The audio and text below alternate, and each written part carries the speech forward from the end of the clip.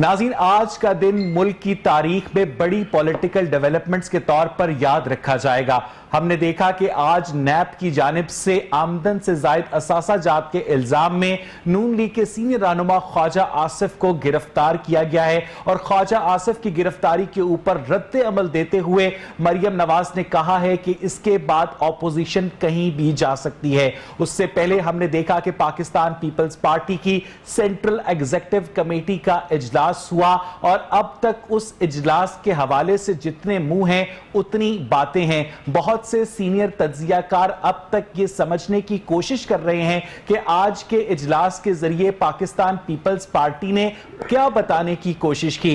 Pakistan peoples party की CEC इजलास के जो फैसले हैं उनमें तो ये कहा गया है कि हम इस्तीफे जमा कर लेंगे, उनमें यह भी कहा गया है कि हम जो है वो पीडीएम के साथ खड़े हैं, लेकिन इजलास के अंदर की जो कहानी है उसका राज तश्ते अज़बाम होना, अंदर की कहानी का बाहर आना कि Pakistan peoples party senate election भी लड़े, पाकिस्तान पीपल्स पार्टी ज़िमनी इंतखाब में भी जाए और उसके अलावा पाकिस्तान पीपल्स पार्टी उन तमाम मामलात पर पीडीएम से एक अलग रास्ता जो है बनाते हुए नजर आती है। बिलावल भुट्टो जरदारी ने एक प्रेस कॉन्फ्रेंस भी की है और उसके बाद ट्विटर पर एक ट्रेंड भी चला जिसका नाम रखा गया रेस्ट इन पीस पीडीएम। क्या वाकई पीडीएम जो है वो किस्सा पारीना बनने जा रही है? क्योंकि एक बंदे ने बहुत मजे की बात की ट्विटर पर, उसने ये कहा कि आज पाकिस्तान पीपल्स पार्टी ने मौलाना शिरानी के साथ खुफिया इत्तेहाद का ऐलान कर दिया है। अब सवाल ये पैदा होता है कि अगर जेयूआईफे के अंदर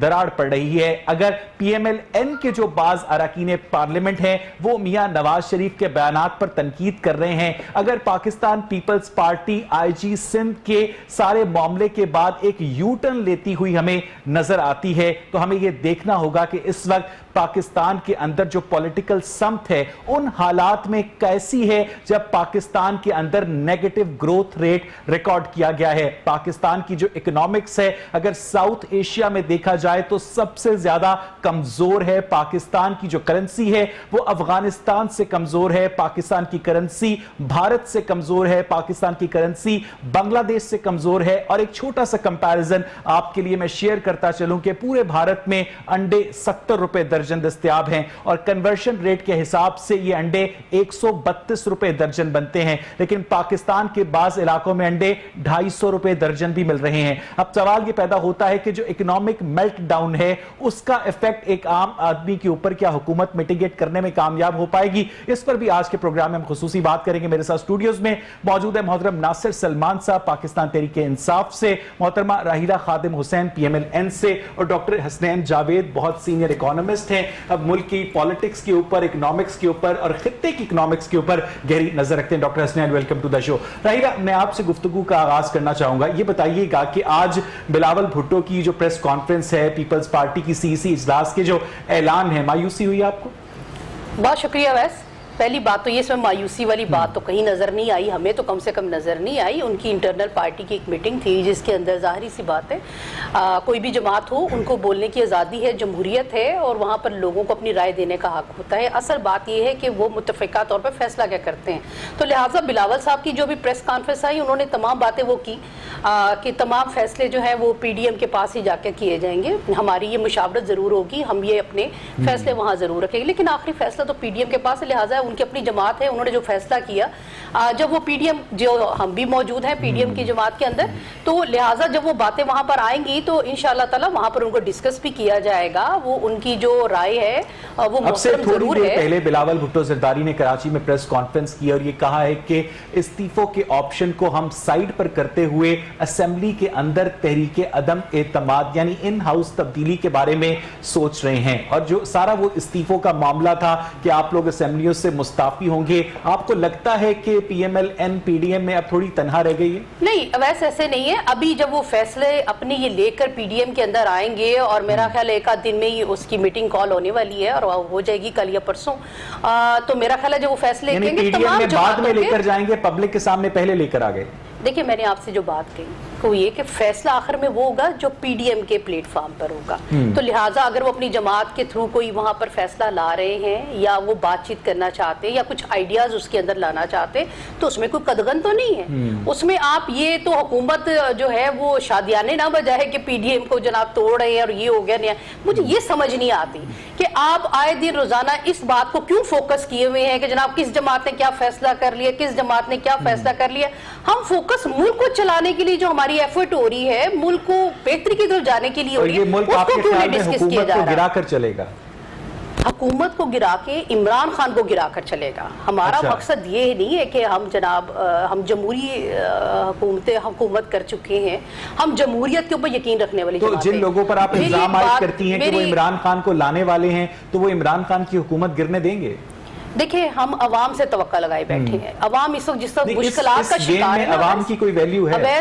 بالکل عوام کے پریشر کے اوپر جناب آئے دن جناب ہمارے پر میسنجرز آ رہے ہیں کہ جناب آپ آئیں ہم سے بات کر لیں, اب ہمیں NRO دے دیں, اب ہم سے بات کر لیں. تو جناب یہ عوام کا پریشر ہے نا. ڈاکٹر حسین مجھے یہ بتائیے گا کہ وزیر اعظم پاکستان کہتے ہیں کہ روشن ڈیجیٹل اکاؤنٹ میں $20 کروڑ آ گئے, پاکستان میں زیادہ موٹر سائیکلز بننا شروع ہو گئیں, پاکستان میں گاڑیوں کی سیل میں اضافہ ہو گیا. لیکن ہم دوسری طرف دیکھتے ہیں کہ پاکستان کی جو ایکسپورٹس ہیں وزارت خزانہ کے اعداد و شمار کے مطابق پچھلے 6 مہینے میں ان میں واضح کمی واقع ہوئی ہے. پاکستان کی جو اقتصادی سمت ہے, اوورآل جو اس کی اپیرنس ہے, اس کا ٹیکسچر ہے, اسے کیسے دیکھتے ہیں ڈاکٹر صاحب؟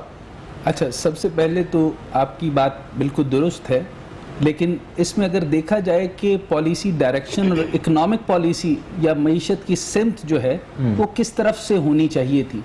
اچھا رہا یوں, کیونکہ آپ نے دیکھا ہے کہ اس جمہوری معاملے کے اندر کبھی پی پی پی ہے اور کبھی نون لیگ ہے, اور ان سب نے جو معاملات گڑبڑ کیے اس کے اندر اب 2 سال کے اندر ہم نے دیکھنا ہے کہ وہ ہوا کیا. تو اس کو آپ یوں سمجھ لیجئے کہ اب تک جتنا بھی معاملہ معیشت کا چلا ہے وہ جھٹکے پہ چلا ہے. اب سسٹم آنا ہے سٹرکچرڈ پہ. اب جب سٹرکچر سسٹم آنے لگا تو ساری چیزیں ڈاکومنٹڈ اکانومی بنی. اب ڈاکومنٹڈ اکانومی بنی تو حوالہ اور ہنڈی ختم ہو گئی.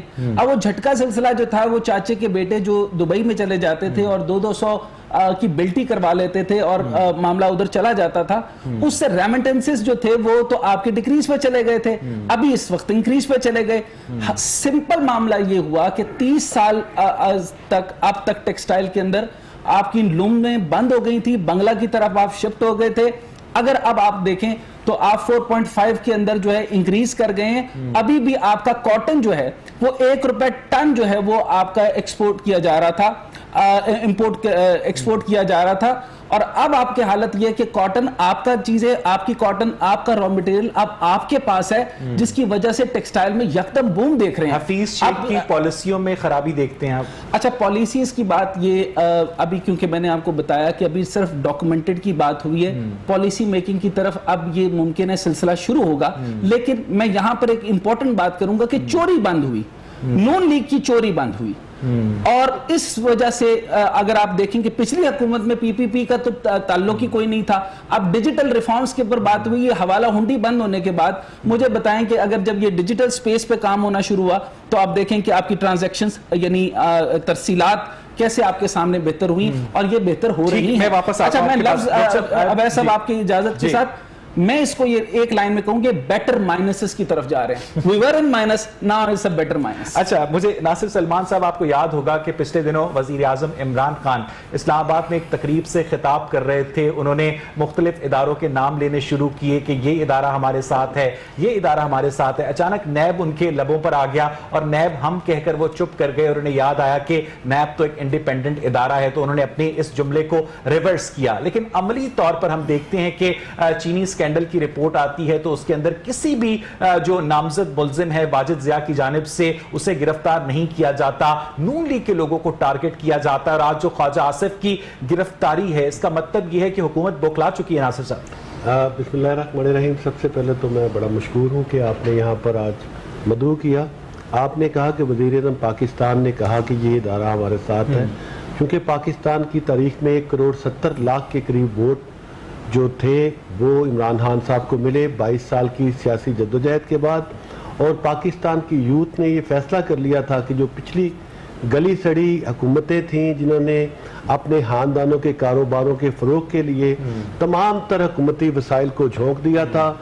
उसका खात्मा करने में इमरान खान साहब के इस विजन का बड़ा किरदार था कि पाकिस्तान की आवाम वजीर जो है आवाम को अपनी काबीना में बिठा आवाम को ये इख्तियारात मुंतकिल किए जाए। गली सड़ी और इमरान खान आप लोगों ने अपनी काबीना में बिठा रखे हैं। तमाम इदारे आवाम की मलकियत है और आवाम के मुफाद के लिए उनके साथ चला जाए। जहां तक आपने कहा नैब की अपॉइंटमेंट पीपल्स पार्टी और नवाज रजीम की तरफ से मुश्तरका काविश है। कोई नई अपॉइंटमेंट एक आधे के अलावा तमाम की तमाम इनके अदवार की हैं। किसी एक नए बंदे को वहां पर भर्ती नहीं किया गया। मोस्टली जो रेफरेंसेस जिनके अंदर ये बंदे पकड़े जा रहे हैं, ये तमाम तर केसेस जो ये वहां पर गड़ी खुदा बख्श में जिनको गद्दारी के तमगे ये बांटते रहे, जिनके ऊपर मुल्क दुश्मन जिनकी करैक्टर असैसिनेशन करते रहे, जिनका पेट फाड़ के पाकिस्तानी अवाम का पैसा बरामद करने की ये बातें करते रहे, अहलाकियत का जो दिवालियापन आपने देखा पाकिस्तान के तमाम लोगों ने यहाँ इमरान खान साहब ने मुल्की यकजहती की बात की और कहा हुकूमत और इदारे इकट्ठे सुप्रीम कोर्ट ऑफ पाकिस्तान गलत कह रही है कि नैब पॉलिटिकल इंजीनियरिंग में मुलव्वस है। देखिए, सुप्रीम कोर्ट ऑफ पाकिस्तान की ये ऑब्जर्वेशन को हम ये नहीं कह सकते कि सुप्रीम कोर्ट ने जो इंजीनियरिंग के मुतालिक बात की है वो सुप्रीम कोर्ट का कोई आउटलुक है। देखें, जो जस्टिस जावेद इकबाल हैं वो इसी सुप्रीम कोर्ट के एक जज हैं और पाकिस्तान की जो गुज़िश्ता दोनों पार्टियों की हुकूमतें थी उन्होंने मुश्तरका मशवरे से इनको वहां पर चेयरमैन लगाया। आप ये बात आपकी बात से आप मुझे बताएं कि क्या ये मुमकिन है कि जो पैसा पाकिस्तान के लोगों का चोरी बात बताएं उसके मुताबिक हम इन लोगों के पैसे के चोरी आज पीपल्स पार्टी का जो बात लिया करें ना, वाजिद जिया की रिपोर्ट है, DGFIA की रिपोर्ट है कि जहांगीर तरीन चीनी की चोरी में मुलव्विस हैं, चीनी की चोरी में मुलव्विस हैं। मुस्लिम उनको आपकी हुकूमत और इदारे क्यों नहीं पकड़ते? पार्टी के लोग उसमें इन्वॉल्व हैं। उन्होंने यहाँ पर चीनी के हवाले से नासिर साहब मेरी बात का जवाब दिया करें। नासिर साहब आप कुछ भी बोलना शुरू कर देते हैं। सर मैं आपसे स्पेसिफिकली पूछ रहा हूं कि DGFIA की रिपोर्ट है कि जहांगीर तरीन उस मामले में मुलव्विस हैं, उनको आपके इदारे हाई कोर्ट में वो गए और उन्होंने वहां से स्टे ऑर्डर लिया। ठीक है, हम जब उससे पहले आप लोगों ने पकड़ने की कोशिश की, उससे पहले आप लोगों ने पकड़ने की कोशिश की, उससे पहले आपने JDW के एक बंदे को गिरफ्तार किया। देखिए, मैं आपको बताऊं ये कैसे मुमकिन है जब कोर्ट में आप केस लेके जा चुके हो और हम उस केस को कोर्ट के अंदर बाहर सेटल करके हुकूमत के ऊपर आपके कंटेम्प्ट लगवाना चाहते हैं। देखिए, हम पूरी तरह से वाजे हैं कि जिन लोगों ने पाकिस्तान के वसाइल को लूटा था उनको कानून के कटहरे में लाना चाहिए। ये जो गिरफ्तारियां हो रही हैं इसमें हुकूमत सिर्फ और सिर्फ उनको जो वसाइल के हवाले से राहिला ये सारी गुफ्तगू आप सुन रही हैं। राहिला मुझे ये बताइएगा कि शाहिद खाकान अब्बासी हो गए, राना सनाउल्ला हो गए, नून लीग से ताल्लुक रखने वाले जो ब्यूरोक्रेट्स हैं माजी के दौर में वो हो गए, वो आहिस्ता आहिस्ता उनके ऊपर कोई साबित नहीं होता, उनकी जिंदगियों के 2, 2.5, 3 साल जाया कर दिए जाते हैं, बाद में ये कह दिया जाता है सॉरी कोई सबूत नहीं मिला, उसके ऊपर शर्मिंदा होने की बजाय मजीद गिरफ्तारियां हो रही हैं। तो आप लोग अगर समझते हैं कि नैब की जानिब से ज्यादती की जा रही है तो आप अपने आप को उनके आगे इस तरह प्लेट में रखकर क्यों पेश करते हैं? राहिला, अवैस, पहली बात तो ये कि अगर मैं इन दोनों भाइयों की मान लूं कि हम चोर थे, हम डाकू थे, डॉक्टर हसनैन ने आप लोगों को चोर नहीं कहा। एक मिनट, आप मुझे मौका दे देना। वैसे अगर आप मुझे टोकेंगे तो मेरी बात मुकम्मल नहीं हो पाएगी, मैं साबित कर देती हूँ, उन्होंने अभी कहा। ठीक है, मुझे मौका दे देना। बात ऐसे है कि अगर हमें ये साबित कर दें कि जनाब आप चोर हैं, आप डाकू हैं, स्वाय तकारीर के, मुझे बताएं किस इदारे में इन्होंने जाकर ये सबूत फराहम कर दिए कि हम चोर और डाकू थे? पहली बात तो ये, आपने हमारे पिछले सारे केसेस उठा के देख लें, जिसने इस मुल्क की खिदमत की है उसका अंजाम देखें, वो जेल की सलाखें हैं। अगर आप खाकान अब्बासी साहब का केस उठा के देखें तो LNG वो $6 में ले रहे थे, $20 वाला उनको चोर कह रहा है। आप अंदाजा करें, हमजा शहबाज शरीफ जो है वो 1.5-2 साल से आपने जेल में डाला हुआ है, اور آپ جناب اس کے اوپر کچھ ریفرنس اس کے اوپر آپ ثابت نہیں کر پا رہے. شہباز شریف نے اس ملک کی خدمت کی, آپ جناب اس کے اوپر کچھ ثابت نہیں کر پا رہے. آج آپ کے منسٹرز جناب آ کہہ رہے ہیں ہم سے بڑی غلطی ہو گئی, شہباز شریف صاحب کو ہم نے اندر کیا ہوا ہے, یہ ہم سے بڑی غلطی ہو گئی. اب ایسے بھائی سے میرے سے پوچھ لے, اب آپ باہر مر رہی ہے جناب, آج آپ نے اویس 5 منٹ مجھے دے دے نا, اویس مجھے 5 منٹ دے. آج آپ نے تازہ ویڈیو آپ نے دیکھی, تازہ ویڈیو آپ نے دیکھی کہ آٹا چوری کے اوپر کس طرح سے لوگ ایک دوسرے کو مار رہے تھے. اور بابا خدا کا واسطہ ہے یہ بند کر دیں. آپ کے سے حکومت اگر نہیں چلتی تو اس کا مطلب یہ نہیں کہ آپ اپوزیشن کو پڑھ کے جیلوں میں ڈالتے رہے. ثابت آپ کچھ کر نہیں سکتے. کیسز آپ ایسے بناتے ہیں جس کے آپ کے پاس خود ثبوت نہیں ہوتے.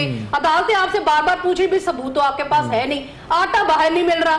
چینی اگر ہم چور تھے تو 52 روپیز تھی, آج آپ 100 روپے. اب ایک چھوٹی سی بات رہیلا, اب ایک چھوٹی سی بات, آپ باہر بیٹھ کر رہیلا سن لینا, رہیلا پلیز, رہیلا سن لینا, رہیلا سن لینا, رہیلا آپ باہر بیٹھ کر, رہیلا آپ باہر بیٹھ کر حکومت پر تنقید کر رہی ہیں اور شہباز شریف اندر بیٹھ کر محمد علی درانی سے ملاقاتیں کر رہے ہیں. محمد علی درانی کو شہباز شریف نے انویٹیشن تو نہیں دیا نا. ٹھیک ہے, پورے وقت کے ساتھ آئے, آپ نہیں دیکھیں نا, پورے وقت کے ساتھ آئے. دیکھیں میری بات سنیں, ویسے یہ تو آپ الزام لگا رہے ہیں نا. الزام شہباز شریف سے آپ نے پوچھا کہ آپ نے شہباز شریف صاحب آپ کو انویٹیشن دیا؟ اچھا, یعنی وہ بغیر بتائے چلے گئے, یعنی کہ ان کے خاندان کو پورا بغیر بتائے چلے گئے. آپ کو لیٹر دیا جاتا ہے نہیں تو محمد علی درانی سے بائے فیملی کو نہیں ملنے دیا جاتا. اگر رہیلا یہ بتائیے گا کہ فیملی سے نہ ملنے کا, سن لینا رہیلا, اگر فیملی سے نہ ملنے کا اتنا دکھ ہے تو شہباز شریف صاحب کو جب سیل میں بتایا گیا کہ محمد علی درانی صاحب آئے ہیں تو وہ ملنے سے انکار کر دیتے. میرا خیال ہے آپ کو اس سے بڑے مجھے اس کے اوپر صفائیاں دینے کی قطعاً ضرورت ہے. صفائیاں نہیں ہے, محمد علی, آپ لوگ بیک چینل رابطے بھی کر رہے ہیں, محمد علی تنقید بھی کر رہے ہیں.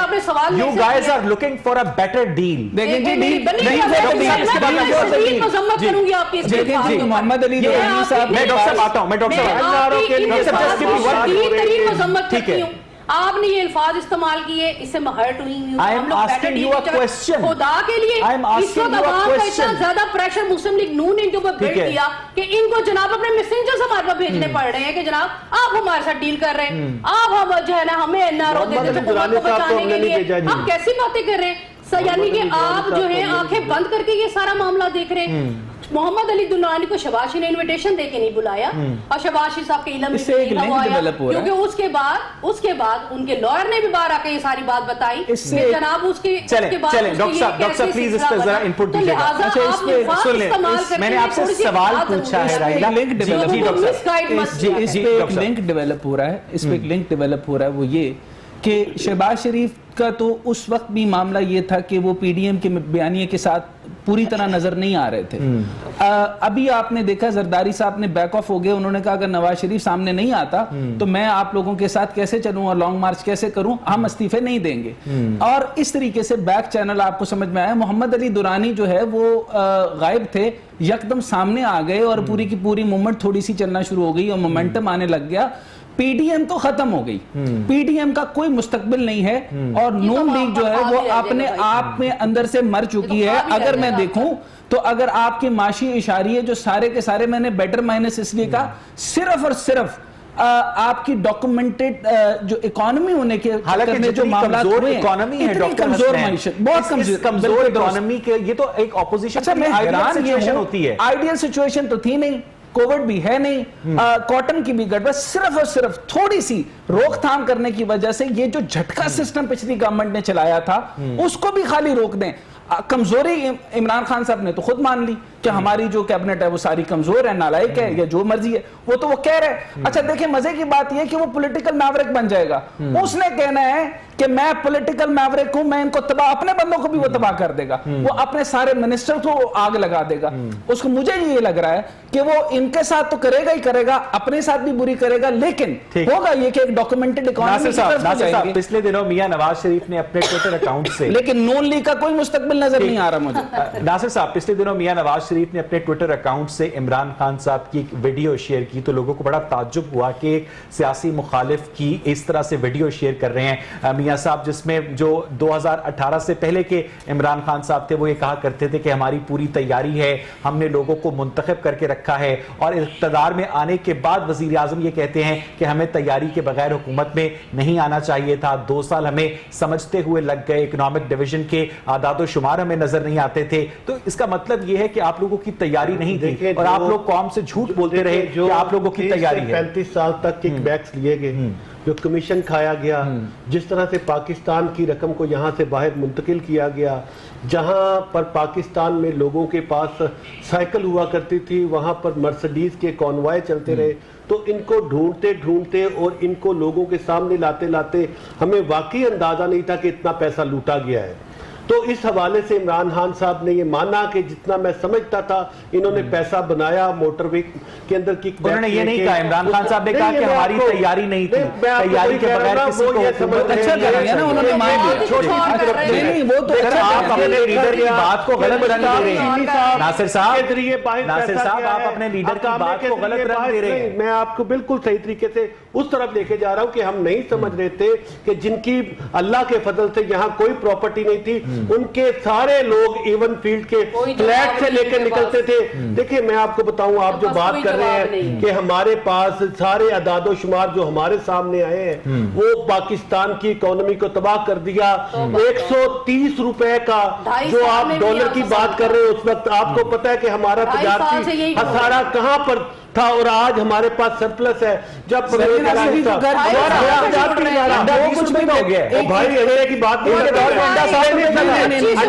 بات بتاؤں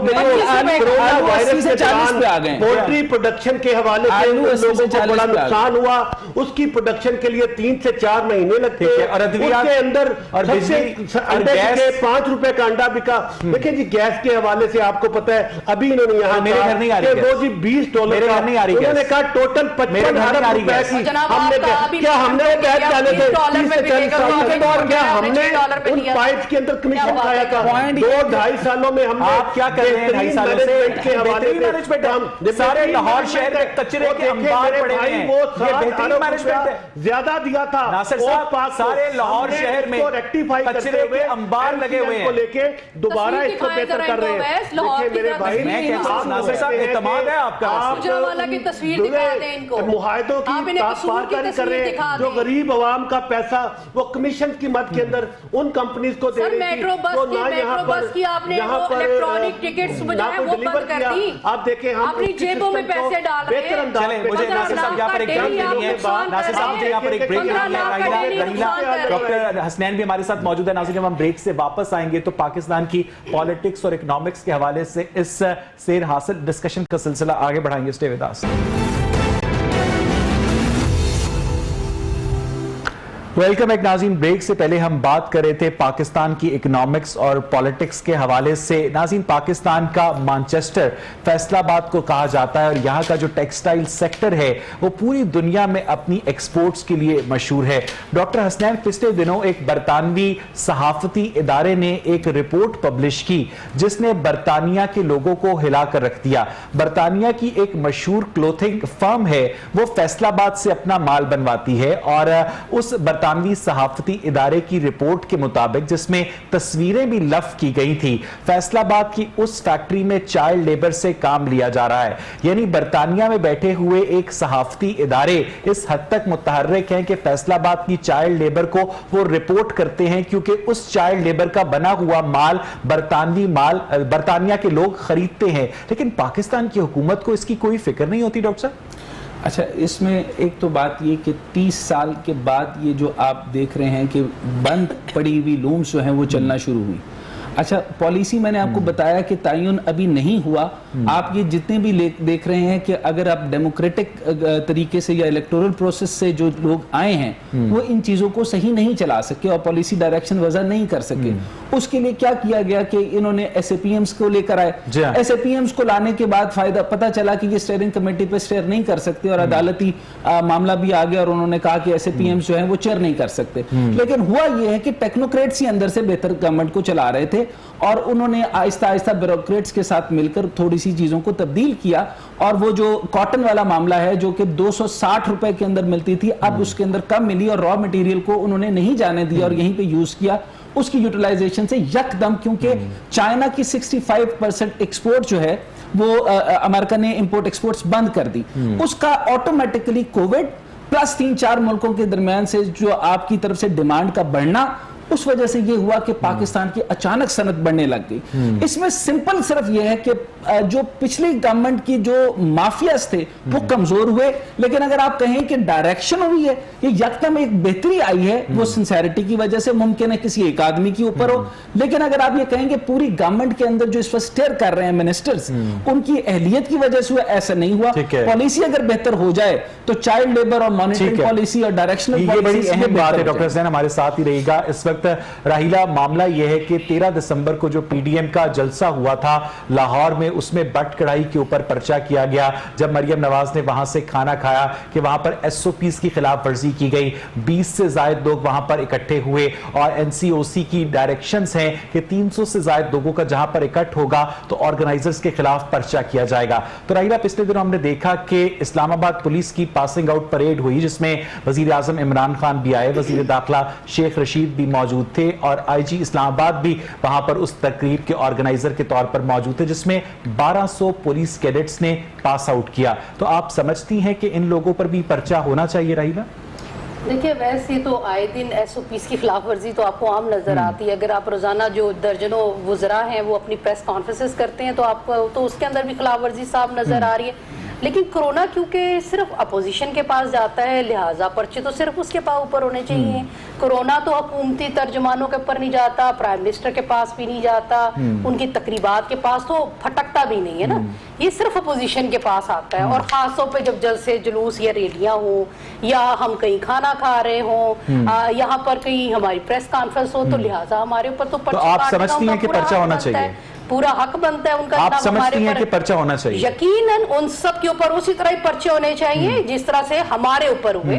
اگر ہم نے کوئی ایس او پی کی خلاف ورزی کی اور حکومت نے ہمارے خلاف پرچے کاٹے تو اب تک تو درجنوں پرچے ان کے اوپر. جی ناصر سلمان صاحب. دیکھیں, سب سے پہلے تو آپ کے ساتھ میں ایک اصلاح کروں گا کہ لاہور کے اندر جو جلسہ آپ نے کہہ کہ کروڑوں لوگوں کو جو ہمارا پروگرام دیکھیں ان کے دل پہ چھریاں چلائی ہیں, اس جلسی کو جو مسلم لیگ نون اور شین نے جس میں شرکت بالکل نہیں کی, اور اس جلسی کو آپ نے جلسہ کا نام دے کے پی ٹی آئی کے جو لاکھوں لوگوں کے اجتماع کا مذاق اڑانے کی کوشش کی ہے, میں سمجھتا ہوں, میں تو اس کی مذمت کرتا ہوں سخت طریقے سے.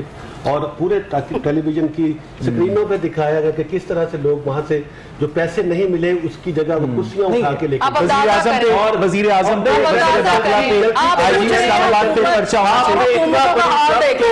جلسی کو جلسہ کہا. میری بات کا جواب کورونا ایس او پیز کی خلاف ورزی پر پرائم منسٹر پر وزیر داخلہ پر آئی جی اسلام آباد پر پرچہ انتہا دیکھی آپ نے. دیکھیں وہاں پر پرائم منسٹر کا جو اجتماع ہوا اس کے اندر ہم نے باقاعدہ سے کووڈ کی جو ایسا اجتماع ہو ہی نہیں سکتا. نہیں اجتماع این سی او سی کہتا ہے 300 سے زائد لوگوں کا اکٹھ نہیں ہو سکتا. 6 فٹ کا فاصلہ نہیں تھا, اس کے لیے 1.5 فٹ کے فاصلے پر کھڑے تھے. ذمہ داری سے اس کو نہ صرف آبزرو کرتے ہیں. کیا ذمہ داری سر؟ ان کے لیے الگ قانون ہے, آپ کے لیے الگ قانون ہے سر. جو ہمارے پاس آپ سمجھتے ہیں کہ ملک میں کوئی قانون کی عزت ہے جہاں پر وزیر اعظم اپنے جلسوں میں لاکھوں کی تعداد میں ماسک جو ہے لوگوں کو مجھے یہ بتائیں پرچہ ہو سکتا ہے تو ان کے اوپر آئی جی صاحب پہ پرچہ کیوں نہیں ہو سکتا؟ بھائی میں یہ کہنا چاہ رہا ہوں, اگر آپ کو یہ لگتا ہے کہ ان کے اوپر پرچہ, تو ہمارے ساتھ ان کی ریپ بیٹھی ہے, وہ جائیں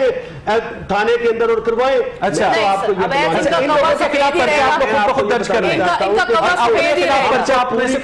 کرتے ہیں کہ لوگوں کو آگاہ کرے کہ یہ پاکستان جو کہ آگے بڑھ رہا ہے, یعنی پرچہ نہیں ہونا چاہیے. ناصر صاحب پرچہ نہیں ہونا چاہیے. میں پرچہ کرنے کے لیے نہ تو میں یہاں پر کوئی جج بن کے نہیں ہونا چاہیے, نہیں ہونا چاہیے. وہاں پر نہیں ناصر صاحب بتائیں نا, اگر اپوزیشن پہ ہونا چاہیے, اگر اپوزیشن پہ ہونا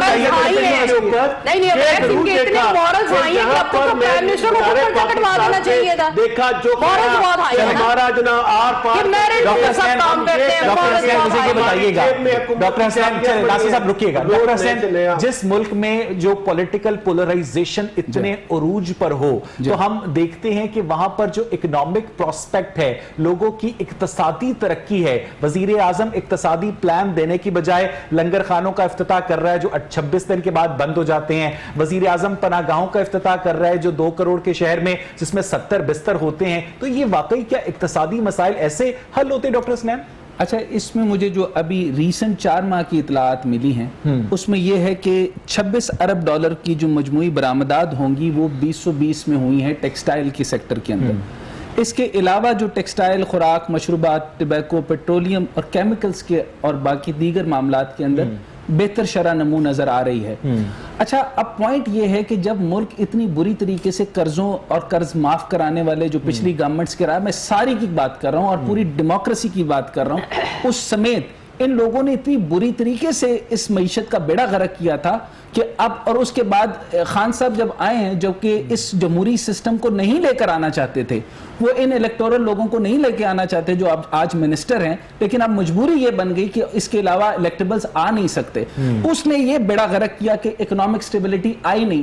اور اگر لنگر خانے بھی نہ بنائے جاتے اور یہ سب کچھ نہ کیا جاتا تو یہ تو عوام تو مر ہی رہی ہے، وہ تو مر ہی جائے گی۔ تو پچھلے دور کے اندر بھی مجھے آپ ذرا اچھے چہروں کی ویڈیوز دکھا دیں۔ اگر پچھلے دور کے اندر اگر نواز شریف صاحب کے 3 سالہ حکومت کے اندر آپ دیکھیں تو مجھے بتائیں، یہ گولڈن 50s آپ کے دور کا تھا؟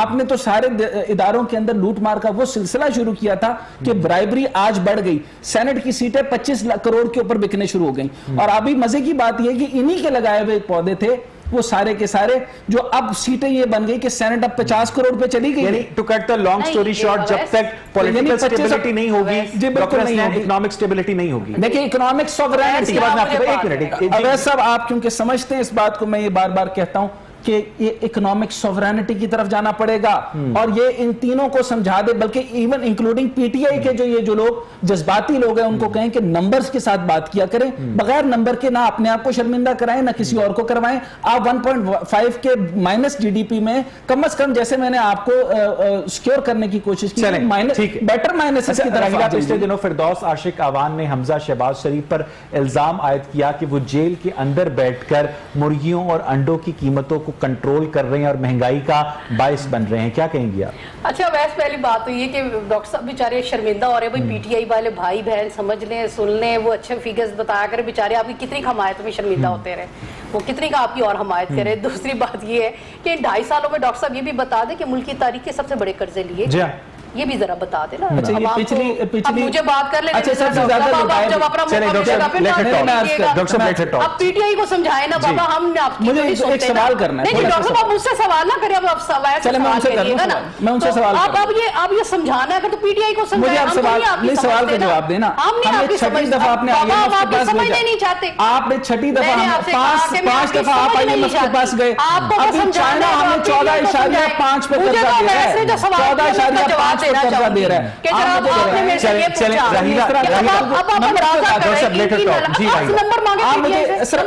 میں ان سے پوچھتا ہوں، آپ اپنے دور کا مجھے صرف یہ بتائیں کہ آپ اپنے پی ٹی آئی زمانوں سے سوال کریں نا،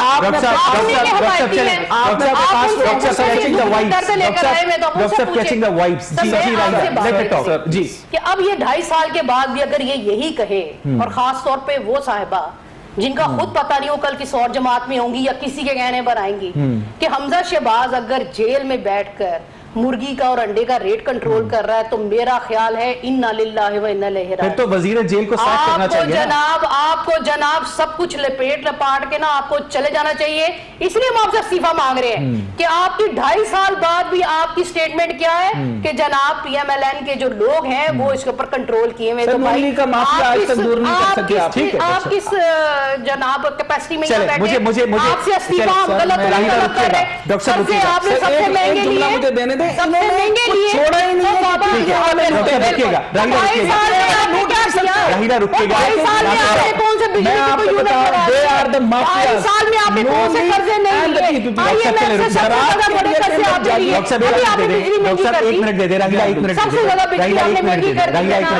ناصر صاحب سنیں، ناصر صاحب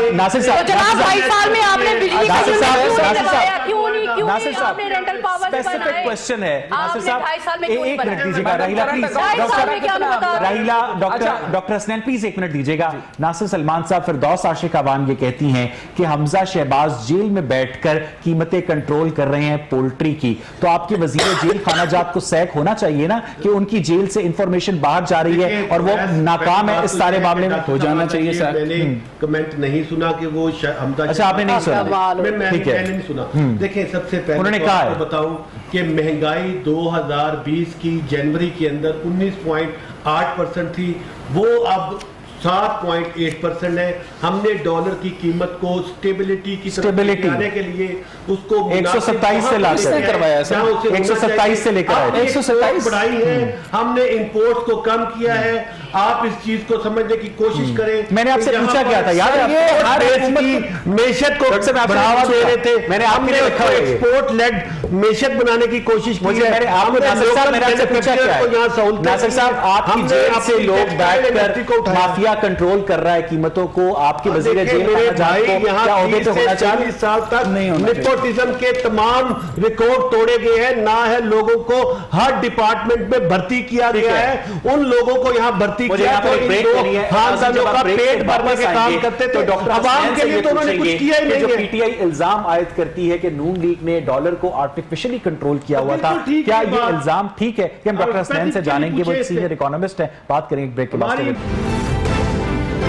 بہت کم ایسا ہوتا ہے کہ میرے پروگرام میں جو گیسٹ ہوں ان کی وجہ سے مجھے پروگرام کا وقت کم معلوم ہونے لگے، اور آج کے پروگرام میں ایسا ہی ہو رہا ہے. ڈاکٹر حسنین، راحیلہ اور ناصر سلمان صاحب ہمارے ساتھ موجود ہیں. پاکستان کی اکنامکس، پاکستان کی پالیٹکس کے حوالے سے بہت ہی فکر انگیز گفتگو ہو رہی ہے. ڈاکٹر حسنین مختصراً بتائیے گا، آسان الفاظ میں بتائیے گا، جو پی ٹی آئی الزام عائد کرتی ہے نون لیگ پر کہ اسحاق ڈار نے ڈالر کو آرٹیفیشلی کنٹرول کر رکھا تھا، کیا یہ پاسبل ہے ڈاکٹر صاحب؟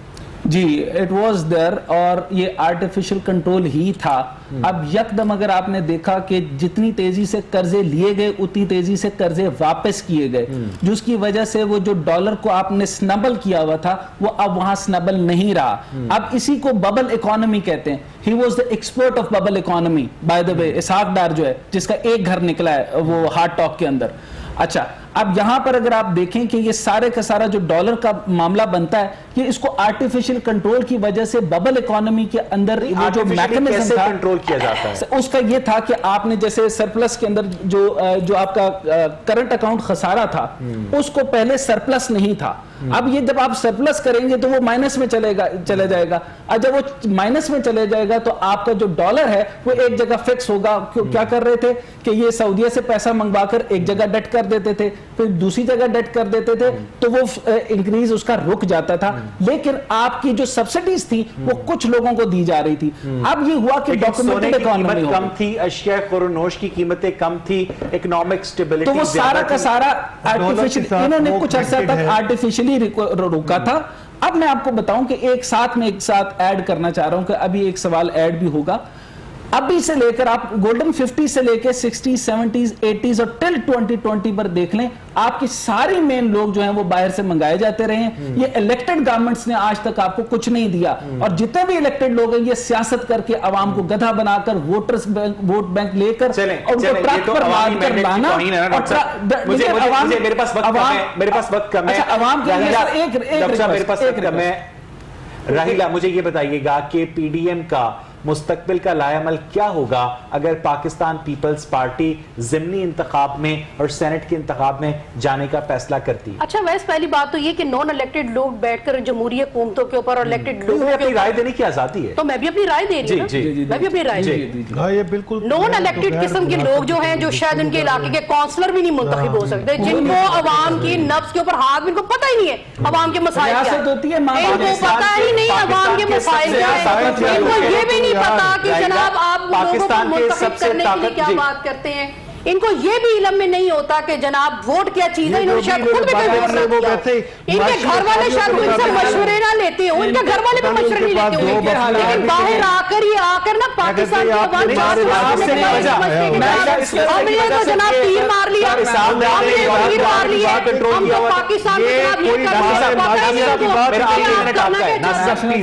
آپ کو یہ بھی نہیں پتا اگر ہم نے ڈالر کو روکا رکھا جناب. یہ میرا خیال ہے پروفیشنلزم نہیں ہے، وہ سیاسی باتیں کر رہے ہیں اپنی، میرا حال ٹریڈ کا ان کو پتہ ہی نہیں ہے. ابھی وہ کہہ رہے ہیں ببل اکانومی ہے، آپ نے یہ سیاسی بات کر دی. آپ لوگوں